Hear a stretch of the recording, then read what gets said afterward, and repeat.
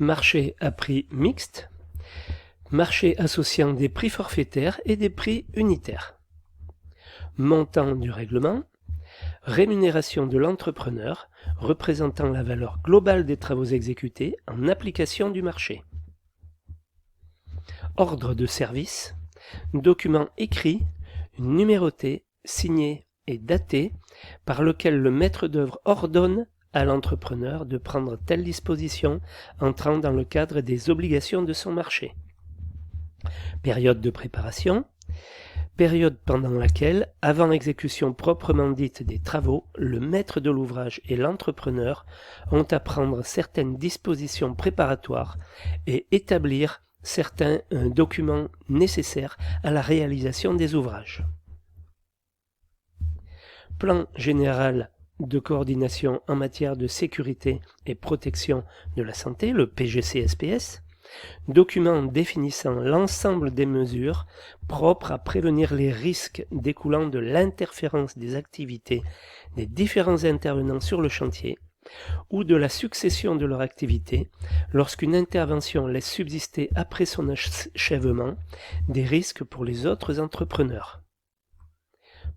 PPSPS, le plan particulier de sécurité et de protection de la santé, document établi par l'entrepreneur et ou le sous-traitant, contenant les informations sur l'entreprise et les dispositions prises en matière d'hygiène, de sécurité et de protection de la santé, le contenu, les conditions d'établissement et de transmission de ce document au coordonnateur SPS, aux organismes de prévention et autorités administratives sont fixés par les articles du Code du travail.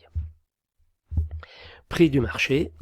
Dans le cas d'un marché à prix global et forfaitaire, valeur en monnaie indiquée par l'entrepreneur dans sa lettre d'engagement ou dans sa soumission et acceptée par le maître de l'ouvrage.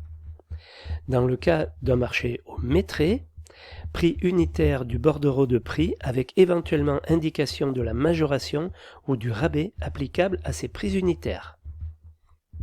Projet de décompte final, document établi par l'entrepreneur conformément au chapitre qui s'y rapporte. Projet de décompte général, document établi par le maître d'œuvre qui propose le montant du règlement conformément au chapitre qui parle de la facturation. On verra ça, c'est une partie importante aussi quand même. Registre journal de la coordination, document élaboré par le coordonnateur SPS qui en possède la garde juridique. Son contenu est fixé par décret et notamment par l'article du Code du travail. Il est visé chaque fois que le coordonnateur SPS le demande par les intervenants concernés qui, en outre, doivent porter leur réponse aux observations qui leur sont faites. Sous-traitant, personne physique ou morale à laquelle un entrepreneur, appelé entrepreneur principal, confie par un sous-traité et sous sa responsabilité l'exécution d'une partie du contrat d'entreprise conclu avec le donneur d'ordre.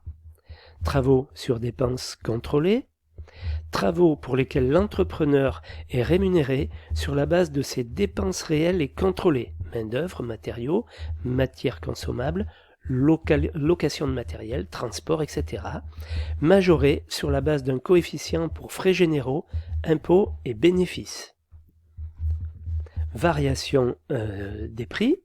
Les prix sont actualisables et ou révisables au cours de l'exécution des travaux dans les conditions prévues au marché. Visa. Le visa des documents produits par l'entrepreneur est délivré par le maître d'œuvre, après examen de la conformité au projet qu'il a établi.